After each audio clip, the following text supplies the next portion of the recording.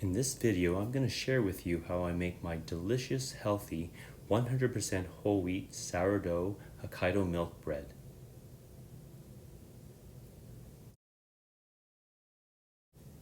Here are the detailed ingredients. The link below will bring you to the recipe, so you don't need to worry about writing this down.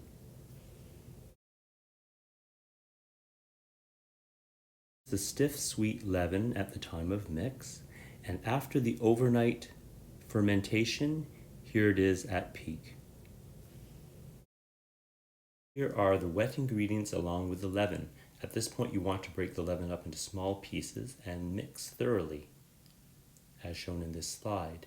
In the next slide, the dry ingredients have been added and mixed until no dry bits appear. This next slide shows moderate gluten development.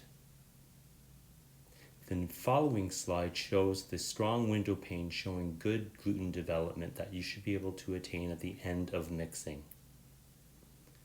This is the dough shaped into a nice bulle and left for bulk fermentation. This is the dough at the end of bulk fermentation. So at this point, we've already divided our dough into 4 equal pieces. And the first step now is to shape each piece into a nice tight bulle. So I'm just showing you how to do that here. We do want to create a lot of tension in this. Last step here, I'm just tightening it across the countertop.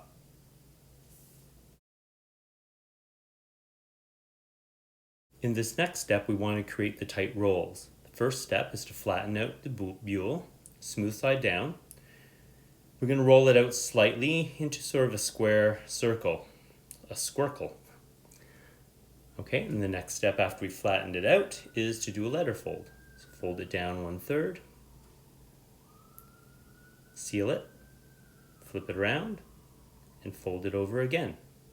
Again, each time we do folds, we want to get a good seal.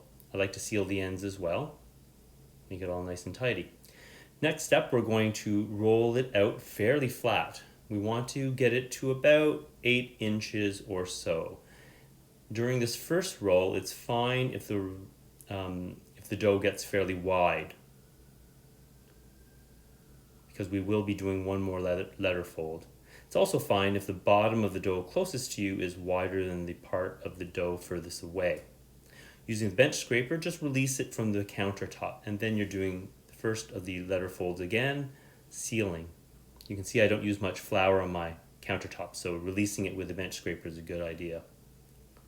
Okay, we're going to do the second part of the letter fold, and this will be the last time we're actually folding this dough. Get a good seal. At this point, I like to release the dough from the countertop, reposition it so it's not stuck down. And then we're going to do the final roll. Now this roll, we want it to be long but not wide. So long but not wide, and wider closest to you and narrower furthest away. By doing so, the roll won't have centers on the ends that stick out past the outside. So the ends of the roll will be flat. So we're going to now roll it up nice and tight. So we're going to try to create some tension when we roll it here. Keep the ends in the center so they aren't sticking out. You can see how the ends do not stick out on this roll. Finally, we want to create some tension again on the countertop. Sometimes using the bench scraper can help achieve that.